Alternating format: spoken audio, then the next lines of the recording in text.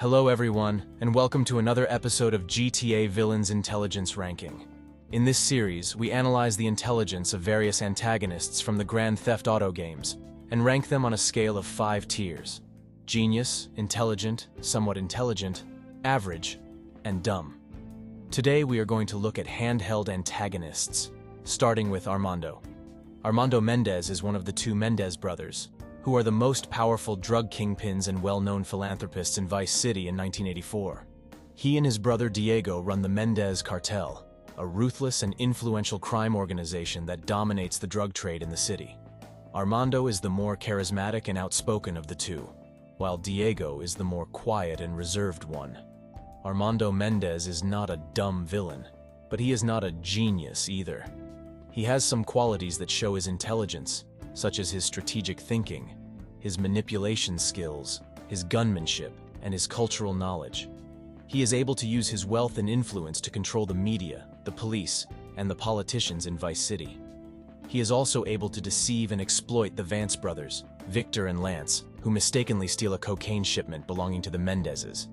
He forces them to work for him as his partners, making them do his dirty work and take the fall for him if necessary.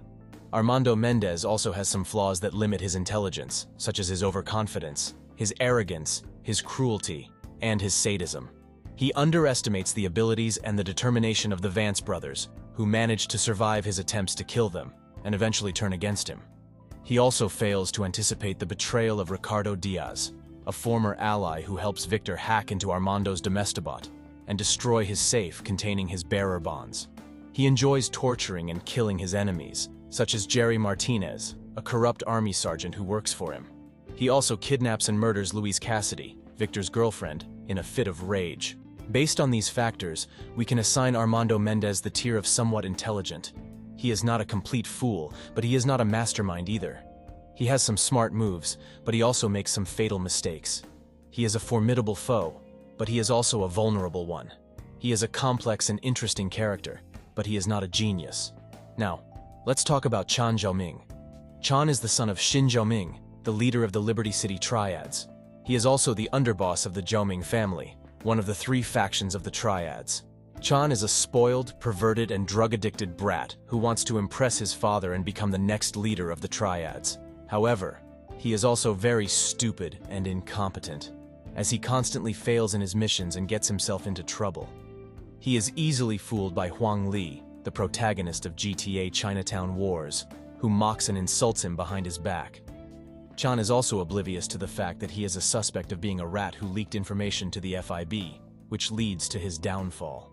Huang is ordered by Shin to kill Chan and his rival Jaoming, who is also accused of being a snitch. Chan dies in a shootout with Huang, without ever realizing that he was betrayed by his supposed friend. So what tier does Jaoming belong to? Well, it's pretty obvious that he is not a genius, nor intelligent, nor somewhat intelligent.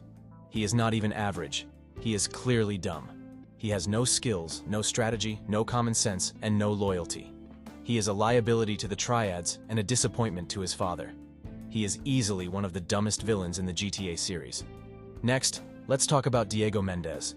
Diego is the younger brother of Armando Mendes, the leader of the Mendes cartel, the most powerful drug syndicate in Vice City. Diego is the more quiet and reserved of the 2 brothers, and he mostly speaks Spanish. He is also the more ruthless and violent one, as he shows no mercy to his enemies and rivals. Diego and his brother are well-known philanthropists in Vice City, but they are also involved in drug trafficking, counterfeiting, slavery, and other criminal activities. They are the main antagonists of GTA Vice City stories, where they clash with Victor Vance, the protagonist of the game. Diego and his brother initially hire Victor and his brother Lance to work for them, but they soon betray them and try to kill them.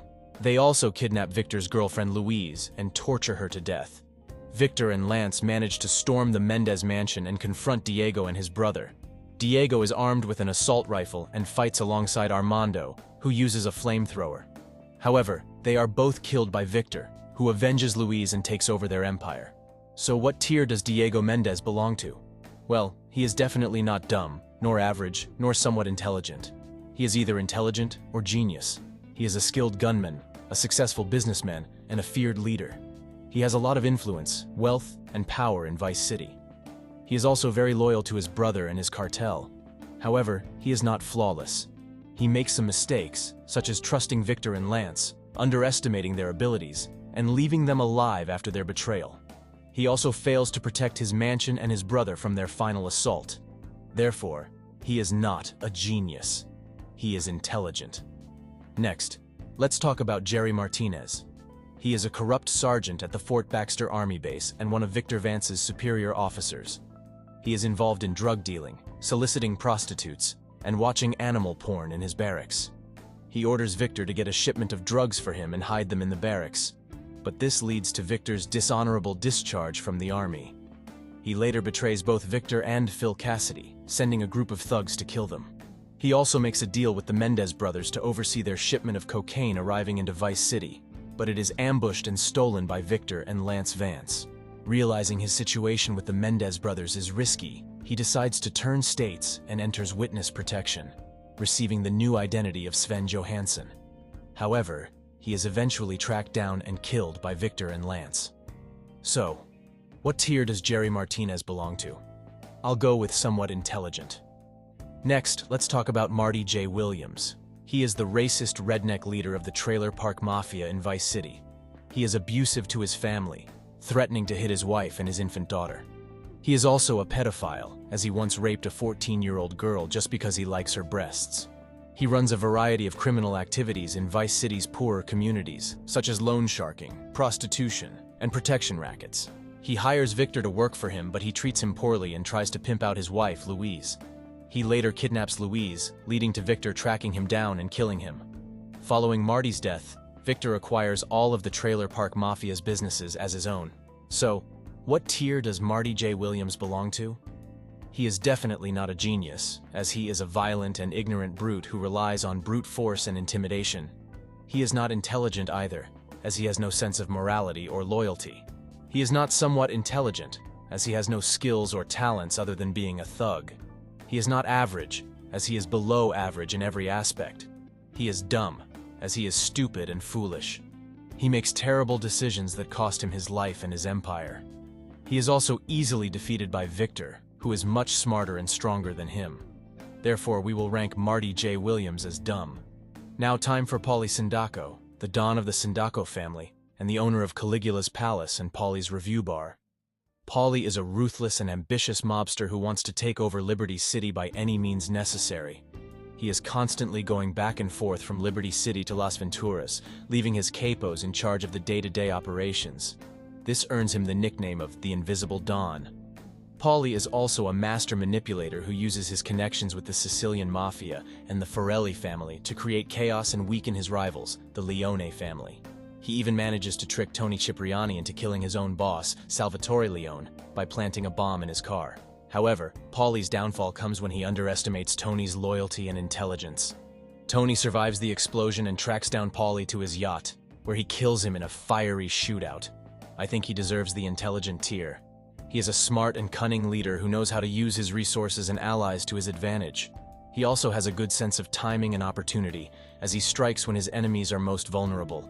However, he is not a genius, as he makes some fatal mistakes that cost him his life. He trusts Joseph Daniel O'Toole, a traitor who works for the Leones, and he fails to finish off Tony Cipriani, who proves to be his nemesis. Next, we have Rudy D'Avanzo, a mobster who claims to be the leader of an unknown mob family. Rudy is a liar and a con artist who pretends to help Huang Li, the protagonist of GTA, Chinatown Wars, in finding the FIB rat who is giving trouble to the Triads. He tells Huang that the rat is Jimmy Capra, a maidman of the Messina family, who started to give Triad information to the feds after the Triads began to work with the mob. He offers his help to aid Huang in getting evidence that Capra is the rat. However, Rudy is actually the rat himself, and he is using Huang to eliminate his rivals and cover his tracks. He also has a fetish for ladies' undergarments and cross-dressing, which he tries to hide from Huang. Rudy's scheme is exposed when Huang finds out that Rudy planted a fake recording in Capra's car, and that Capra is actually innocent. Huang then confronts Rudy at his hideout, where he kills him and his bodyguard. He is also going to somewhat intelligent. Thiers. He is a clever and deceptive villain who manages to fool Huang for a while and use him as a pawn. He also has some skills in hacking and planting evidence, as he creates a fake recording and a fake email to incriminate Capra. However, he is not very intelligent, as he makes some obvious blunders that expose his true identity. Now we have Salvatore Leone, the boss of the Leone crime family, and one of the most powerful and influential figures in the Liberty City underworld. Salvatore is a cunning and ruthless leader who has managed to survive and thrive in the violent and chaotic world of organized crime. He is also loyal to his allies and generous to his subordinates, as long as they don't betray him. He has a keen sense of business and strategy, and is able to outsmart and outmaneuver his enemies, such as the Sindacco and Forelli families, the Yakuza, and the Colombian cartel. He is also adept at using various weapons and vehicles, and is not afraid to get his hands dirty when necessary. However, Salvatore also has some flaws that hinder his intelligence. He is very paranoid and distrustful, often suspecting his associates of plotting against him or working for the police. He is also impulsive and hot-headed, sometimes making rash decisions that backfire on him or his family. He is also prone to violence and brutality, which can alienate potential allies or attract unwanted attention from the authorities. For these reasons, I'm gonna give him intelligent tier. Next, we have Vincenzo Cilli, a capo of the Leone family and Salvatore's right-hand man at the beginning of the game. Vincenzo is a clean-cut and educated gangster who has risen through the ranks of the Leone family thanks to his connections and skills. He is proficient at handling various tasks, such as drug dealing, money laundering, and contract killing. He is also ambitious and confident, aiming to become the next boss of the Leone family. However, Vincenzo also has many weaknesses that lower his intelligence. He is arrogant and disrespectful, often looking down on his peers and superiors, especially Tony Cipriani, the protagonist of the game. He is also greedy and selfish, caring only about his own interests and profits, and not hesitating to betray or manipulate others for his own gain. He is also cowardly and insecure, relying on his henchmen and weapons to do his dirty work, and fearing Salvatore's wrath and Tony's revenge. He is also foolish and naive, underestimating his enemies and overestimating his abilities, which ultimately leads to his downfall. For these reasons, I'm gonna give Vincenzo Cilli the rating of dumb. Now let's about Vinny. Vinny is also very arrogant and overconfident. Vinny is also very greedy and selfish, intelligent tier. Next we have Wu Li, also known as Kenny, the uncle of Huang, and the leader of the Li family, a subsect of the Triads. Wu Li is a respected and influential figure in the Triad hierarchy, and one of the candidates for the position of the new Triad boss after the retirement of Jaoming. Wu Li is also the main ally and contact of Huang throughout the game, helping him with various missions and tasks. However, he is also the main antagonist and mastermind behind the events of the game, as he is revealed to be the rat who has been leaking information to the FIB and the other gangs in order to eliminate his rivals and become the new Triad boss.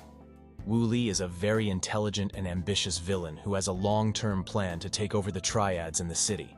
He is also very skilled and experienced, as he is a master of martial arts, a proficient hacker, and a savvy businessman. He is also very charismatic and persuasive, as he manages to maintain his reputation and influence among the Triads, and convince Huang to trust him and work for him. However, Wu Li is also very ruthless and treacherous, as he is willing to sacrifice anyone and anything for his own gain. He is also very paranoid and insecure, as he fears that Huang will discover his true nature and betray him. Whatever you want to say, but I'm gonna give up genius. He has some flaws, but not major one. Finally, we have Jaoming, the leader of the Ming family, another subsect of the Triads. Jaoming is also one of the candidates for the position of the new Triad boss, and one of the contacts of Huang during the game, offering him various jobs and favors. However, he is also one of the enemies and rivals of Huang and Wu Li, as he competes with them for the Triad leadership and the favor of Jaoming. Jaoming is also involved in various illegal activities, such as drug trafficking, counterfeiting, and gambling. Jaoming is a very powerful and wealthy villain who has a lot of resources and influence in the city. He is also very confident and assertive, as he believes that he is the best candidate for the Triad boss, and does not hesitate to challenge or insult his opponents. He is also very violent and bloodthirsty, as he enjoys killing and torturing his enemies, and even cuts out the heart of one of his former associates. However, Jaoming is also very arrogant and reckless, as he often overestimates his own abilities and underestimates his enemies. He is also very greedy and selfish, as he cares only about his own interests and pleasures. Average tier. And that concludes our ranking of the GTA handheld villains. What do you think of my choices? Do you agree or disagree with them? Let us know in the comments below, and don't forget to like, share, and subscribe for more GTA videos. Thanks for watching, and see you next time.